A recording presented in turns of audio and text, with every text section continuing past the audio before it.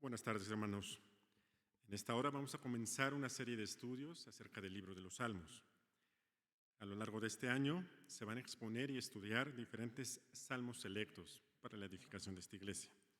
En este primer estudio, titulado Deleítate en la ley de Jehová, abordaremos el estudio del Salmo número 1. Por favor, acompáñenme a orar. Padre Celestial, en esta hora agradecemos, Señor, porque grande es tu misericordia, Señor. Agradecemos por la salvación que obtenemos a través de tu Hijo Jesucristo. Nos rogamos, Señor, que en esa gracia, Señor, tú nos dirijas, Señor, a través de tu Espíritu Santo para exponer tu palabra de manera sabia, Señor, de manera certera, Señor. Ayuda a que seas tú el que hables a través de mí, Señor, que no sea sabiduría humana, Señor, sino que sea tu palabra la que nos confronte, Señor, a llevar una vida digna de ti, Señor, porque te pedimos todo esto en el nombre de Cristo Jesús. Amén. El libro de los Salmos es uno de los libros más conocidos de la Biblia, e identificado por muchos como un libro poético. Se ha utilizado tanto en el pueblo judío, en el pueblo hebreo, como en la iglesia cristiana, como un compendio de alabanzas para nuestro Dios. Pero también por su estilo literario, el poético, se ha visto como aquella expresión de sentimientos y necesidades dichos en primera persona. Podemos encontrar en este libro lamentos, súplicas, alegrías, gozos, agradecimientos, juicios, reconocimientos y exaltaciones. Y en muchas ocasiones nosotros como personas nos vamos a identificar con algunos de estos sentimientos, con algunas de estas necesidades. Y es por esta razón que este libro también llega a convertirse en algo mucho más personal que otros libros, porque es hablado en esa primera persona que expresa necesidades y sentimientos como los que nosotros tenemos a lo largo de nuestra vida. Pero si bien, sabiendo que es un libro poético por su estilo literario, y como decíamos, buscado en muchos sentidos por esta cercanía personal, es importante reconocer y exponer que dentro de este libro hay verdades doctrinales existentes en cada uno de estos escritos y que están puestas ahí no de manera circunstancial, sino como la revelación perfecta de nuestro Dios para nuestra enseñanza y nuestra dirección como hijos de Dios. La mayoría de los salmos son atribuidos a un autor, que es el rey David, y en su mayoría se ocupa una figura literaria llamada paralelismo, en la que la idea de esta figura es que una primera línea es reforzada en su idea por una segunda línea. A esto se le llama paralelismo sinónimo. Pero también hay otro tipo de paralelismo en el que la segunda línea o la segunda idea es una idea contraria a la primera. Este se le llama paralelismo antitético.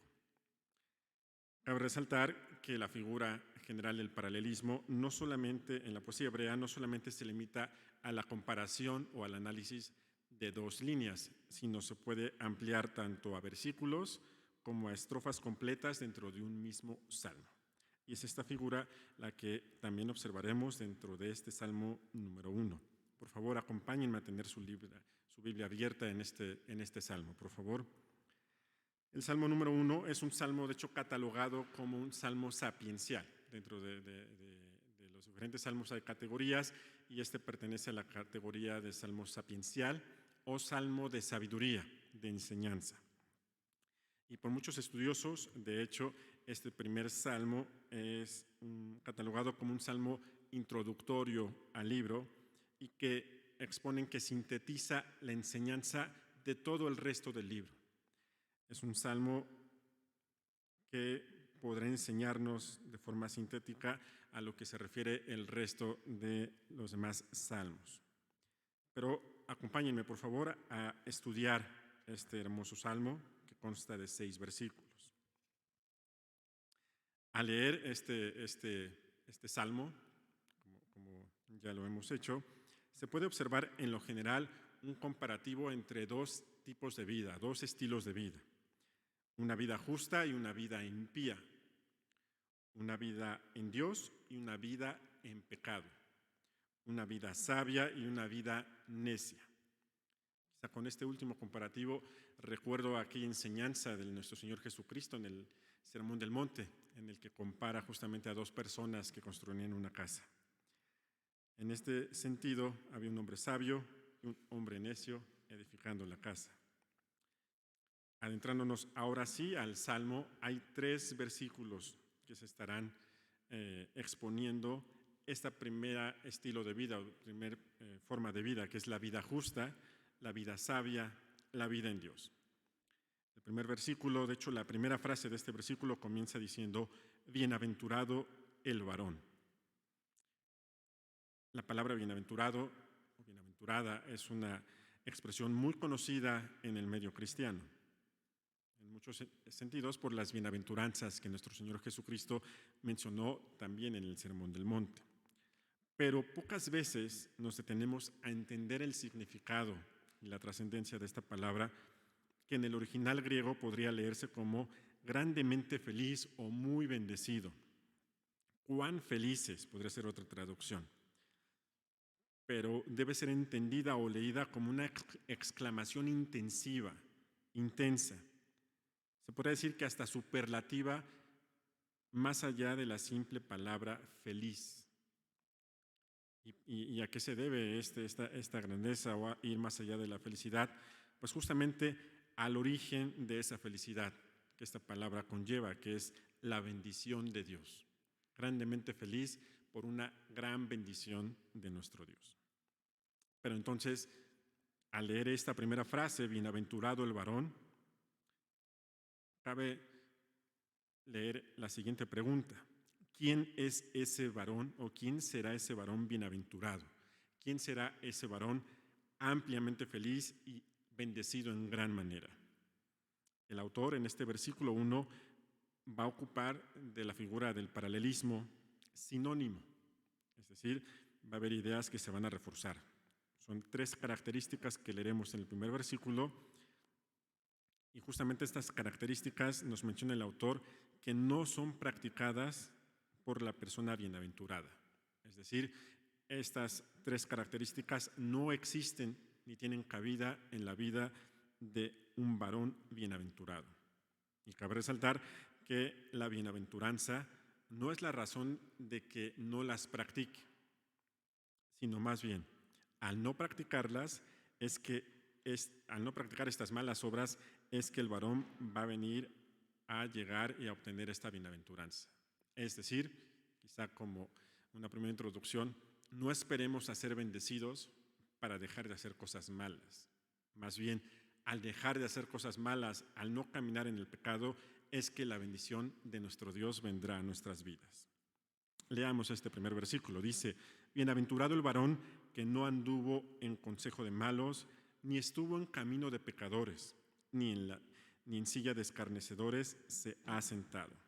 Como decíamos, son 3 líneas en este paralelismo sinónimo, reforzando una línea, la línea anterior, pero hay autores, hay estudiosos que exponen que este reforzamiento viene con una graduación. Conforme se va avanzando, hay una gradualidad, una graduación de maldad, de impiedad, de pecado, conforme se va avanzando. Analicemos estas 3 ideas, estas 3 acciones que se recalca. El varón bienaventurado no realiza. Los 3 verbos que encontramos en estas 3 líneas es andar, estar y sentarse.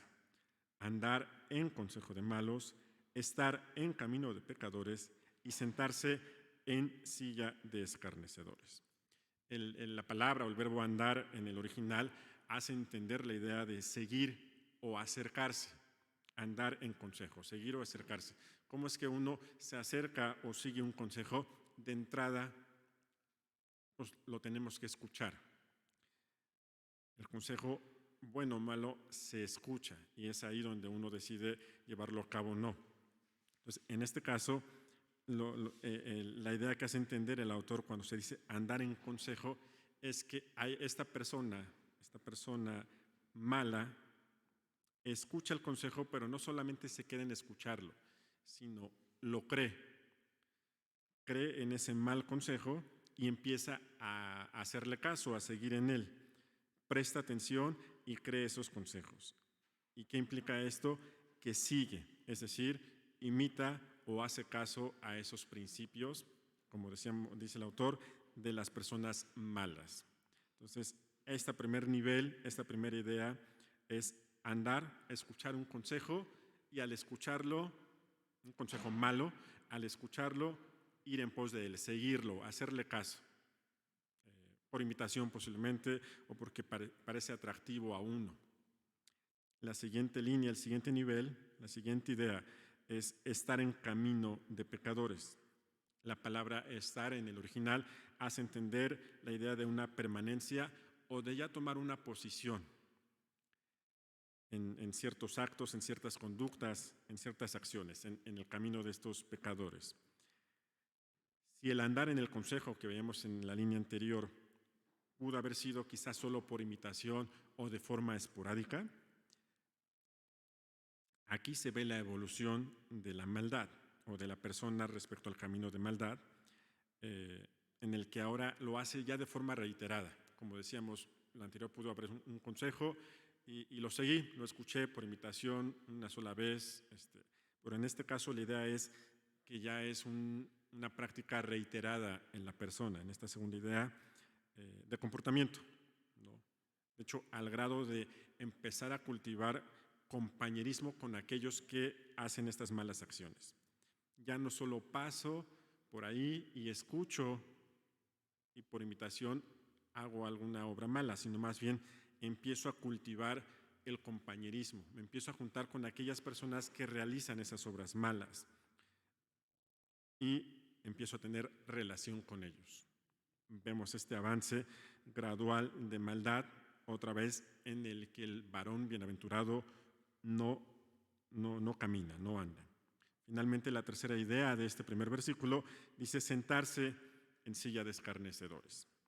La palabra, de hecho, silla también puede definirse como morada en el original hebreo, pero el punto crucial de la idea de este verbo sentarse es permanecer o hacer morada.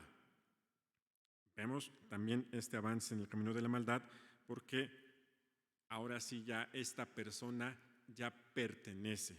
Ya no solamente pasa y escucha, ya no solamente se junta con algunos, sino ya es un sentido de pertenencia a un grupo de maldad, a un grupo de personas que de hecho dice ya tienen sí entre ellos, ya tienen un nombre en ese grupo. Se conforma permanentemente a la conducta de estas personas. Empezamos, como decíamos, gradualmente desde alguien que escucha y esporádicamente hace caso hasta llegar a una persona que ha hecho morada en el lugar de los malos, en este caso de los burladores, escarnecedores. Los malos, los pecadores y los burladores son personas a las que este varón del que está hablando el autor no atiende. Son personas a las que este varón no escucha. Son personas con las que no anda, son personas con las que no convive, son personas a las que no se conforma. Y es por eso, es por esta decisión de no atenderlos que llega bienaventuranza a su vida. Pasando ahora al versículo 2. Este versículo 2 es el versículo clave de este pasaje. Aquí podemos justamente encontrar el versículo central de la enseñanza, de la doctrina, de la guía que podríamos obtener de este Salmo número 1, alrededor del cual, alrededor de la enseñanza, de esta enseñanza del versículo 2, es como se puede entender y explicar todos los demás versículos, tanto el anterior que acabamos de ver, como los subsecuentes.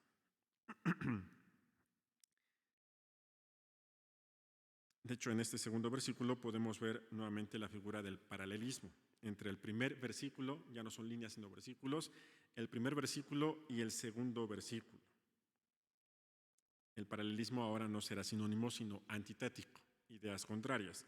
No respecto al personaje, pues se va a hablar del mismo personaje como dijimos en los primeros 3 versículos, sino respecto al actuar del personaje.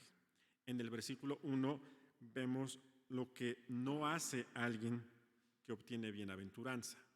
Y en el versículo 2 vamos a ver lo que sí hace alguien que es bienaventurado, que obtiene esta bienaventuranza.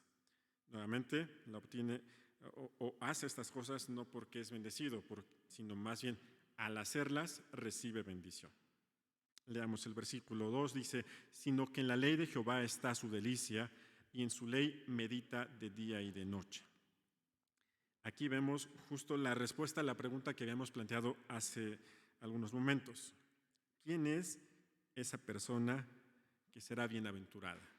¿Quién es o qué es lo que hará que esta persona sea ampliamente feliz y grandemente bendecida? La respuesta la podemos ver justamente en la segunda línea. En la ley de Jehová medita de día y de noche. Pero esta segunda línea viene con un preámbulo, un basamento tan importante, pero que en muchas ocasiones pasamos de largo. ¿Por qué? Porque pensamos que es un adorno poético, pensamos que es un adorno literario y no lo vemos como un principio doctrinal fundamental, que le da de hecho el nombre a este estudio: deleitarse en la palabra de Dios. Si bien el deleitarse en la palabra de Dios viene inmediatamente después del versículo 2, en la frase en la que se dice, sino que en la ley de Jehová está su delicia y en su ley medita de día y de noche. Expone que debe de existir una meditación en la ley de Dios, pero el preámbulo de esta meditación es un deleite en la palabra. Lo primero que se debe establecer dentro de esta meditación, y como bien lo menciona el autor, es establecer el espíritu, la motivación con la que iremos a meditar en la palabra, el carácter que tendremos que tener en nosotros para acercarnos ahora sí a meditar en la palabra. Sino que en la ley de Jehová está su delicia, su deleite. Es su deleite, es su complacencia. En algunas traducciones se lee que la persona pone su amor en la ley de Jehová, que pone su voluntad, que su voluntad es la ley de Jehová, que le gusta, que le es agradable la enseñanza. Es decir, deleitarse es encontrar satisfacción, encontrar contentamiento, encontrar alegría, agrado, gusto, gozo, beneplácito, encanto en la ley de Dios. La palabra ley en estos manuscritos se traduce como Torá y se refiere justamente al Pentateuco, que en aquel momento era conocido como la Torá. Entonces dicen, esa ley, esos mandamientos son en los que el autor, en los que esta persona encuentra delicia y deleite. Como decíamos, esto es lo que tiene que venir como preámbulo a la meditación de la palabra de Dios. Y entonces sí, al tener ese deleite, entramos a meditar en la misma ley. En este caso, se puede entender como un círculo virtuoso. ¿En qué sentido? Entre más meditas en la ley de Dios, o entre más meditamos, más nos deleitamos en la misma, como hijos de Dios. Y cuando nosotros nos deleitamos más en ella, buscaremos meditar más en ella. Entonces, como decíamos, es un círculo virtuoso que de hecho el propio autor de este libro lo puede explicar de una mejor manera en el Salmo 119, versículo 97, que dice: «Oh, cuánto amo yo tu ley, todo el día es ella mi meditación». Vemos justamente nuevamente estos dos componentes: el amar la ley de Dios, el deleitarse en ella, luego entonces medito todo el día en ella. Entonces son dos ideas que tienen que ir conjuntas, o que así nos lo menciona el autor de este salmo. El salmista no solo expone qué hacer o qué hace el que consigue la bienaventuranza, o cómo es que podría obtener esa bienaventuranza. Como dijimos, es meditar en la ley de Dios, sino también el autor nos muestra cómo se debe de hacer. Y aquí Tenemos que entender, hermanos, que nuestro Dios no solo nos es claro en decirnos qué quiere de nosotros o qué quiere que hagamos, también Dios nos muestra claramente a través de su palabra cómo quiere que lo hagamos. No solamente el qué hacer, sino el cómo hacerlo vienen y son mostrados por nuestro Dios. En este caso, el cómo hacerlo, el cómo meditar en la palabra, puede tener justamente estas dos connotaciones. La primera, en el carácter. Como dijimos hace un momento, el carácter es de deleite, deleitándose en ella. La segunda forma de hacerlo, la segunda forma de meditar en la palabra de Dios, en su ley, es en la parte de la temporalidad. Menciona de día y de noche, dando una idea de que todo el día está reflexionando en ella. También veíamos en el salmo que acabamos de leer, 119:97, todo el día es ella mi meditación. Dice, y en su ley medita de día y de noche. Esta es la característica de un varón que es bienaventurado. Es la característica de un varón que va a recibir esa grande bendición y que lo hará grandemente feliz. Y de hecho, esta enseñanza y esta idea de estos primeros dos versículos me hace recordar justamente y reflexionar en otro pasaje de la Biblia, que de hecho en nuestras Biblias aparece como una referencia cruzada respecto a esta idea de meditar en la palabra de Dios, y que es justamente el pasaje de Josué 1:8. De hecho, la enseñanza podría ser paralela en ese sentido. Para muchos que lo conocen, el pasaje de Josué 1:8 dice: nunca se apartará de tu boca este libro de la ley, sino que de día y de noche meditarás en él, para que guardes y hagas conforme a todo lo que en él está escrito, y entonces harás prosperar tu camino y todo te saldrá bien. Vemos estas enseñanzas y estos atributos también en ese pasaje. Nunca se apartará de tu boca este libro de la ley, sino que de día y de noche meditarás en él. En todo momento, en todo el día, día y noche, nunca se apartará de tu boca. La temporalidad. Para que guardes y hagas conforme a todo lo que en él está escrito. Y justamente la ley de Dios nos invita a buscar a Dios y a alejarnos del pecado. El versículo 1 es muy claro respecto a cómo se puede ejecutar o practicar el guardar y hacer su palabra, alejarse del mal, alejarse del pecado, de los malos, de los pecadores. Y finalmente Josué 1:8 termina diciendo: porque entonces harás prosperar tu camino y todo te saldrá bien. Y esta última parte también será enseñada en este salmo, pero en el versículo 3, en el cual ahondaremos a continuación. El versículo 3 cierra con este bloque de 3 versículos que hablan acerca del hombre bienaventurado.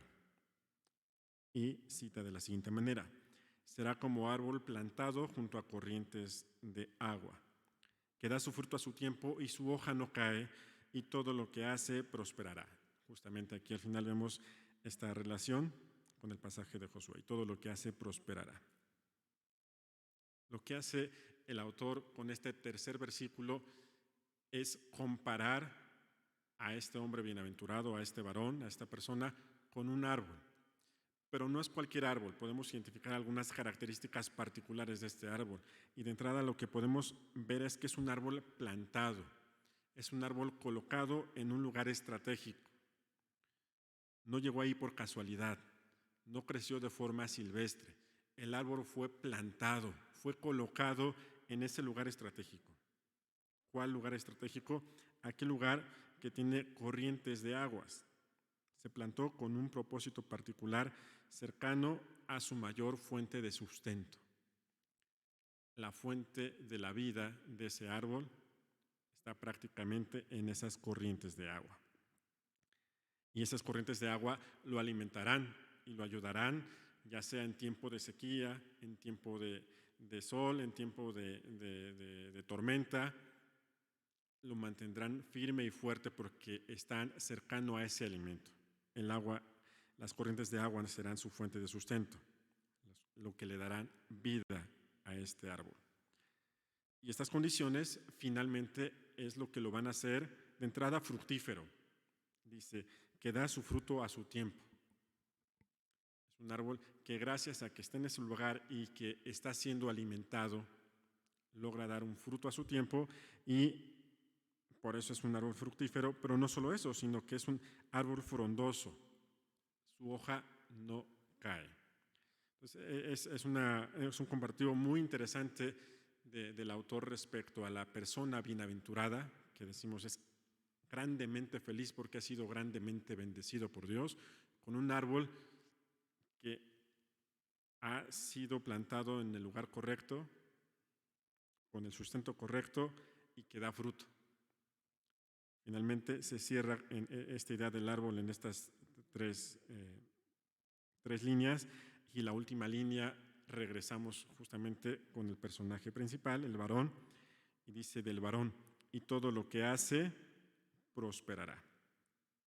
Como decíamos, justamente con Josué 1:8, viene a ser prosperado gracias a que actuó de acuerdo a lo que la ley y la meditación en la ley le mostraba, que era andar por los caminos del Señor, alejarse de los caminos del mal. Una persona que estuvo en el lugar correcto o que está en el lugar correcto. Como decíamos, el versículo 1 muestra los lugares que no son correctos para ese varón. Es alimentado de forma correcta con la meditación y el deleite de la palabra de Dios, por lo que tiene vida y vida próspera. Esta es la conclusión, y la conclusión de aquellos que actúan de acuerdo a lo que plantea la palabra de Dios, tener una vida próspera.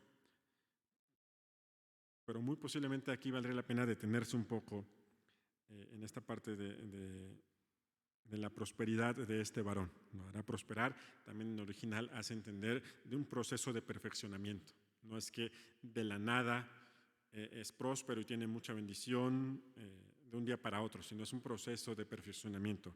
Es lo que hace entender el original.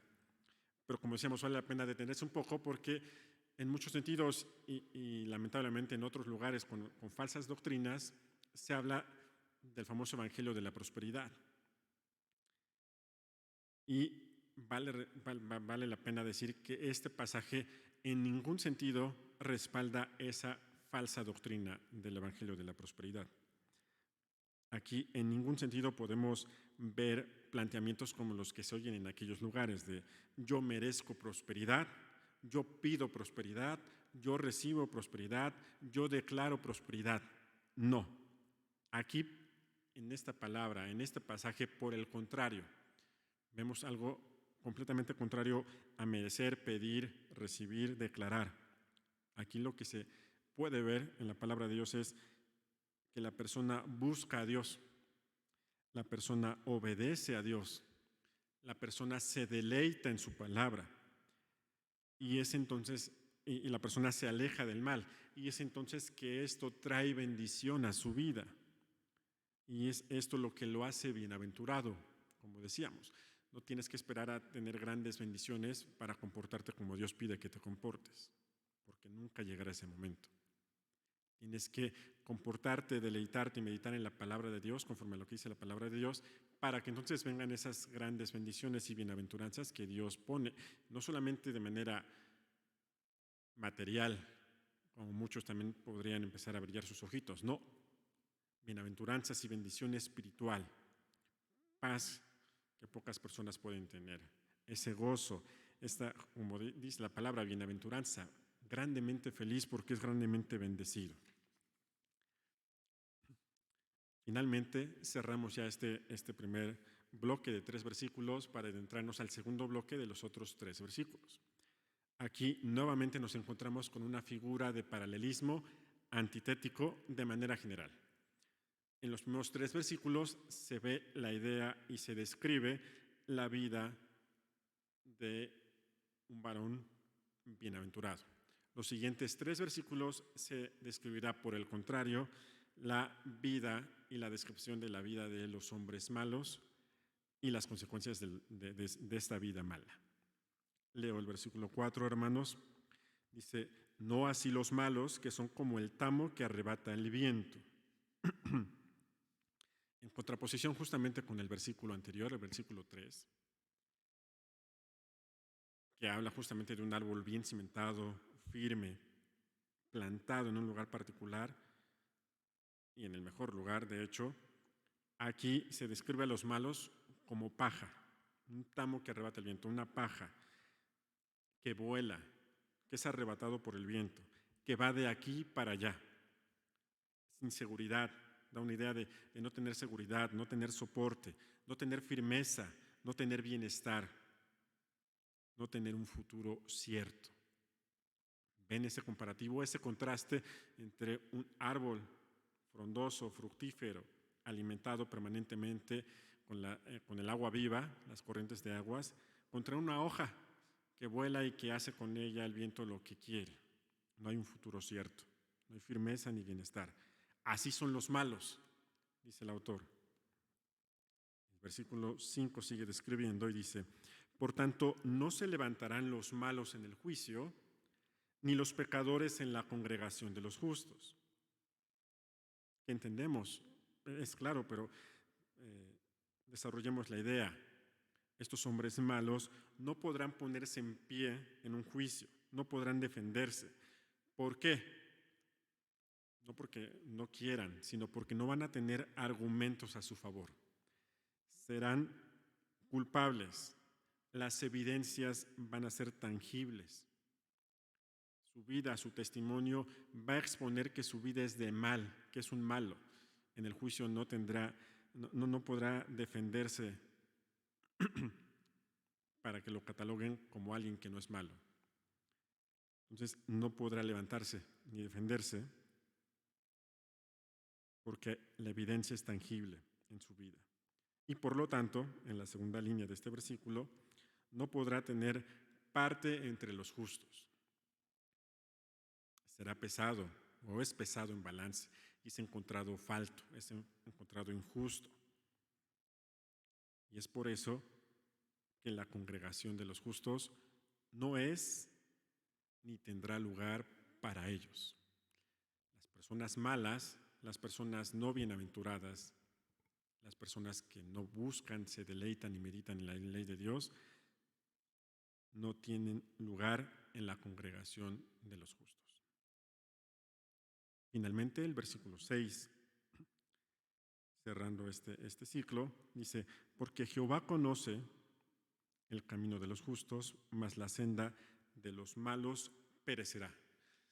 La palabra que se traduce como conocer también tiene otras traducciones, que de hecho vienen en algunas otras versiones de la Biblia, y dice: porque Jehová conoce, también se puede identificar la palabra reconoce, cuida, estar al tanto o protege.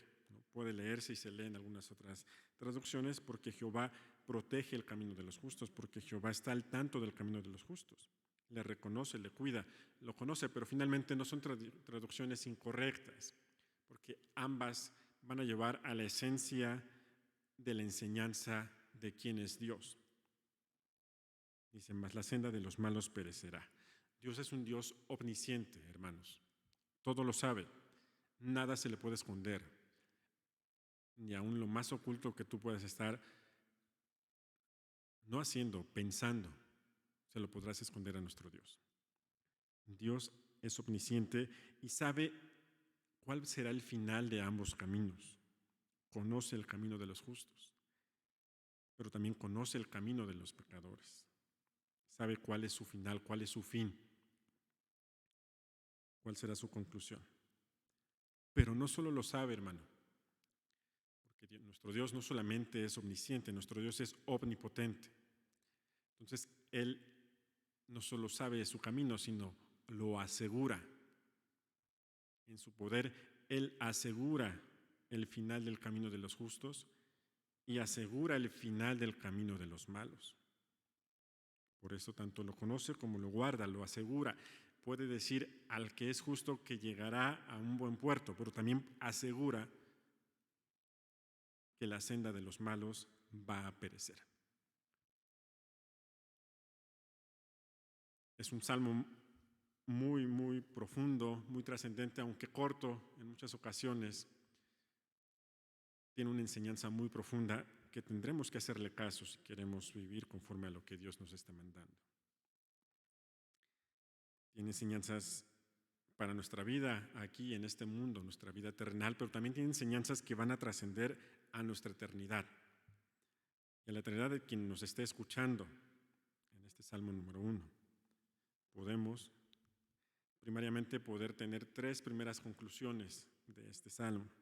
Como decíamos, plantándonos en este versículo 2, que es la esencia de la enseñanza de este Salmo, que es meditar en su palabra con 2 características: deleitándose en ella y en todo momento. Primera conclusión: no puedes solo decir que te deleitas en su palabra, no puedes solo deleitarte en su palabra y no meditar en ella. No puedes decir que te deleitas en la palabra y tu Biblia estar cerrada durante días, semanas o meses. Es incongruente. El círculo virtuoso tiene ambos componentes, el que hablábamos. Meditas y te deleitas. Y entre más te deleitas, más meditas. No puede haber un elemento sin el otro. Entonces, no puede haber una persona que diga que se deleita en la palabra de Dios, pero que no medita y no la conoce. Como decíamos, es incongruente. Segunda conclusión: no podemos decir que nos deleitamos en la palabra de Dios, en la ley de Dios, y que meditamos en ella, que es como nos lo pide este versículo 2, o como lo expone para ser varones y personas bienaventuradas, pero por otro lado, andar en camino, andar en senda y andar en silla de pecadores. Nuevamente no lo tengo que decir, pero es incongruente que nosotros digamos que nos deleitamos en Dios y que meditamos en su palabra y que cuando salgamos de aquí nuestra vida sea descrita y tenga una perfecta descripción con lo que menciona el versículo 1. No puede ser, hermanos. Entendemos qué tan vigente y qué tan confrontador puede ser este pasaje. Tú no puedes decir que te deleitas, que meditas en la palabra, si tu andar no es conforme a aquello que meditas. Si haces oído al pecador, si te juntas con los pecadores, no porque sea malo juntarse con el mundo, tenemos que ser con ellos, pero te juntas para hacer maldades. Y peor aún, si ya ellos saben que eres parte de su grupo, de su equipo de maldad. Es incongruente. Tercera conclusión: tampoco sería correcto querer meditar en la palabra con un propósito diferente al que se menciona, que sería llenarse solo de conocimiento, querer alimentarse solo de un conocimiento académico, de un conocimiento intelectual, sin que exista un deleite en su palabra. No puedes meditar en su palabra y no ser deleitado por la misma. Si eres un hijo de Dios, al meditar en su palabra encontrarás deleite. Si tu propósito, si tu objetivo, si tu motivación es incorrecta, no habrá deleite cuando busques estudiar y reflexionar en la palabra de Dios. Justamente ese deleite y esa meditación te llevarán a guardar y a hacer conforme a todo lo que está escrito. Identificarse solo con la meditación y dejar de lado el deleite, como dijimos al principio que era un error de muchos, es incorrecto. Deleitarse en la ley de Dios es algo que tenemos que hacer al meditar en su palabra. Aplicaciones, preguntas, reflexiones. Hermano, hermana, ¿quién eres tú? ¿Con quién te identificas de estos 2 tipos de personas? Amigo que nos visitas, que nos escuchas. ¿Con quién te identificas? Con estos primeros 3 versículos que hablan de una persona bienaventurada, una persona buena, que actúa de acuerdo a lo que Dios pide, o con los siguientes 3 versículos que describen a personas malas y su final de perdición. ¿Te identificas con alguien que está recibiendo bienaventuranza, que es grandemente feliz? Tu vida, tu rostro, tu actuar muestra que eres bienaventurado, hermano, hermana. O más bien te identificas con alguien que está caminando por la senda de los malos. Quizá no estás en el último nivel, pero estás coqueteando con ellos. Estás perdiendo bendición, estás perdiendo bienaventuranza. ¿Con quién te identificas más? Déjame ayudarte un poco con este análisis, con esta reflexión, a clarificar un poco la situación, si es que no ha sido clara todavía. Y te voy a exponer los antónimos de deleitarse en la palabra de Dios. ¿Qué son antónimos? Son las palabras que significan lo contrario a esto. Los sentimientos contrarios a deleitarse en la palabra de Dios son, bueno, y a partir de ahí, examínate. Los antónimos a deleitarse: desagrado, repugnancia, aburrimiento, cansancio, tedio, apatía. ¿Sientes eso por la palabra de Dios? ¿Te aburre escuchar la palabra de Dios? ¿Te aburre estar aquí y escuchar los estudios? ¿Te aburre escuchar predicaciones? ¿Te aburre sentarte y leer la palabra de Dios? ¿Te cansa? ¿Te causa tedio? ¿Te da apatía querer meditar en su palabra? Ya no digamos deleitarse. ¿Te ayuda? ¿Te ayudan estas palabras a identificarte en dónde te encuentras? Hermano mío, hermana, amigo, amiga que nos escuchas, ten mucho cuidado con las decisiones y el camino que tú estás escogiendo para tu vida, con las decisiones que estás tomando, pues muchas de esas decisiones tendrán trascendencias eternas. El pasaje comentado al principio, cuando hablamos de la comparación de las vidas que se describían, hablamos de una vida en Dios, una vida en pecado, una vida justa, una vida impía, hablamos de una vida justa y de una vida necia.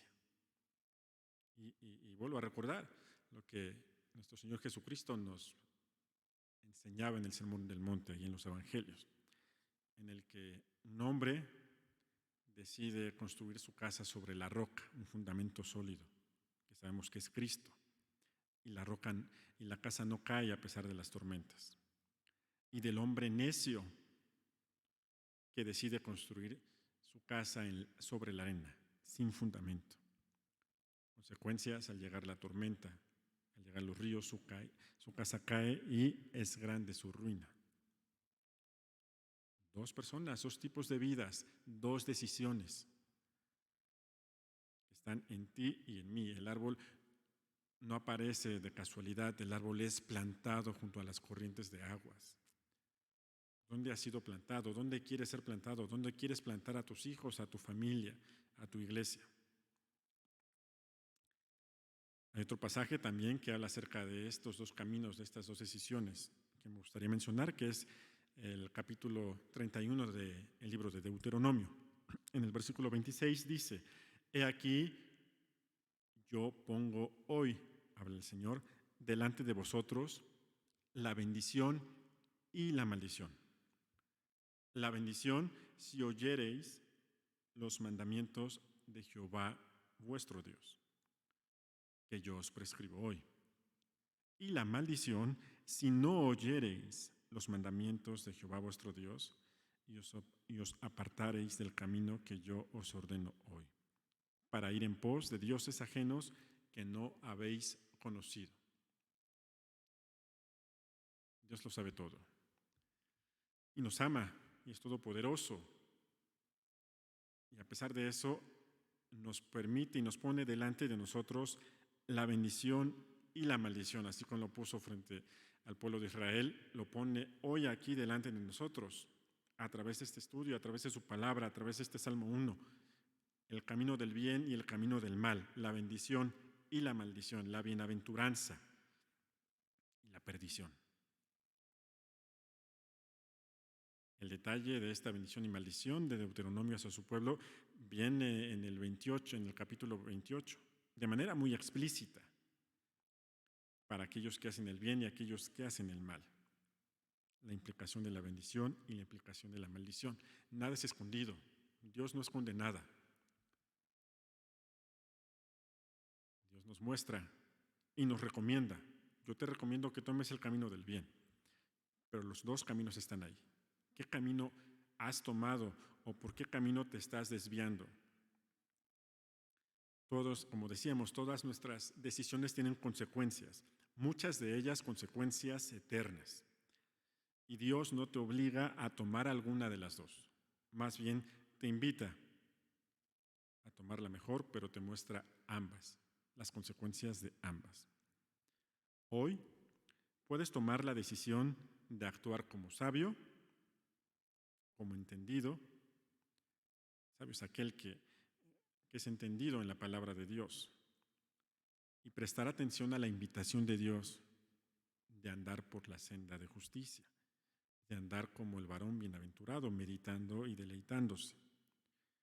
O puedes tomar hoy una decisión y ser como un necio que con torpeza toma sus decisiones, con falta de conocimiento e inteligencia y que le da la espalda a Dios. Tienes que saber que tú no puedes, ni yo podría deleitarme en la palabra de Dios si no somos hijos de Dios. Nadie podrá deleitarse en la palabra de Dios si no es un hijo de Dios. Quizá para muchos, de forma triste, aquí no se va a poder exponer los pasos a seguir para deleitarme. ¿Y ahora qué hago para deleitarme?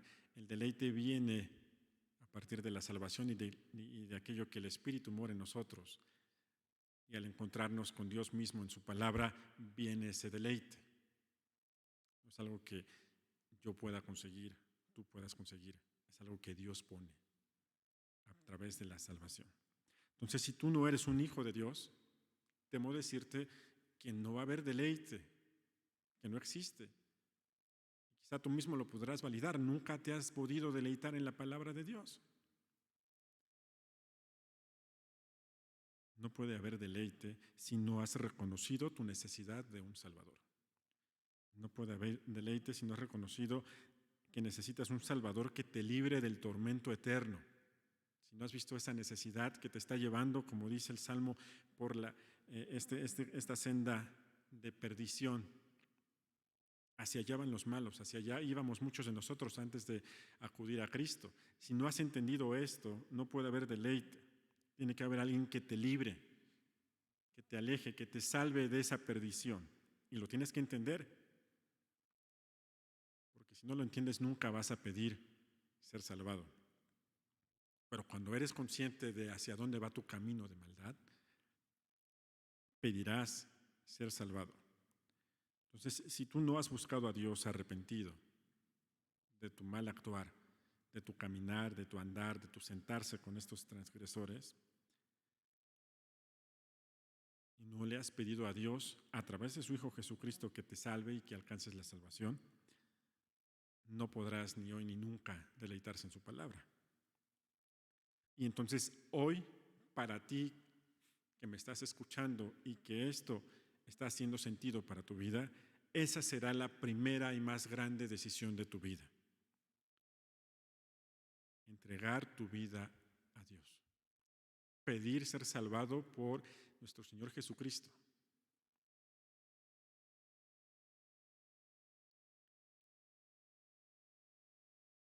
Y te recomiendo que no tardes, que acudas a Él hoy mismo. Si es que está en ti ese sentimiento de necesidad de un Salvador, porque tu camino es de muerte. Pero también, refiriéndome a ustedes, hermanos, hermanas, si tú ya eres un hijo de Dios, debemos entender que este salmo nos muestra, nos invita y nos recuerda para aquellos que nos hemos desviado, para aquellos que hemos dejado de deleitarnos, que sí nos hemos deleitado o hemos sabido lo que se siente ser bienaventurados, pero por una u otra razón, que son muy claras en la vida de un cristiano, por pecado en nuestra vida, por ataques del mundo, distracciones, de la carne, ataques de la carne, nos alejamos. Tú, que eres hijo de Dios y que has sabido deleitarte y que has entendido al meditar que encuentras deleite en Él, pero que ahora posiblemente te has alejado y llevas una vida fría o apática, que como decimos, la consecuencia es el pecado y hay que reconocerlo. Hoy la invitación de nuestro Dios es a volvernos a Él, a volver a esas sendas antiguas, a buscarle, a sacudir, a arrancarnos todo aquello que nos está alejando del deleite de la palabra de Dios y a buscarle como este varón. Si tú eres un hijo de Dios y crees en este libro, en la palabra de Dios, deberías de ser como ese árbol plantado junto a corrientes de aguas. Esta es la corriente de agua de nosotros. ¿La estás aprovechando? ¿Tus raíces están tomando de esta agua viva? Si no, entonces posiblemente ahí esté la explicación de por qué no eres un árbol fructífero y un árbol frondoso. Tu hoja se está cayendo, no das fruto. Bebamos como ese árbol de esa corriente de aguas. Seamos como ese varón que con su ejemplo nos invita a meditar en la palabra de Dios en todo momento. No en la mañana solamente, no en la noche, no cuando tengo un tiempo libre. En todo momento debe de estar en nuestra boca la meditación en ella y entonces sí, el deleite. Este varón del Salmo 1 meditó y se deleitó en su ley. Y al meditar y deleitarse en su ley, la llevó a cabo. Se alejó de la maldad, se alejó del pecado y entonces fue grandemente feliz y fue grandemente bendecido. Vamos a orar. Padre Celestial, te agradecemos en esta hora porque tu palabra es perfecta, Señor, nos habla a cada uno de nosotros. Tú sabes, Señor, qué necesitamos escuchar en esta hora, Señor. Tú sabes, Señor, que hay personas, Señor, que aún no te conocen y que aún pensando que sí viven engañadas, Señor, ayúdales a buscar en ti esa salvación real. Pero también hay personas, hay hijos tuyos, Señor, que hemos permitido que el pecado venga a separarnos, a romper la comunión y nos conformamos con lo mínimo, con migajas y nos ensuciamos y nos embarramos de pecado, Señor. Ayúdanos a seguir el ejemplo de este varón bienaventurado que meditó en tu palabra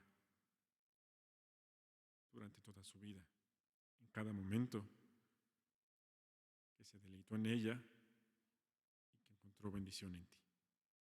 Porque te pido todo esto en el nombre de Cristo Jesús. Amén. Gracias, hermanos. Dios les bendiga.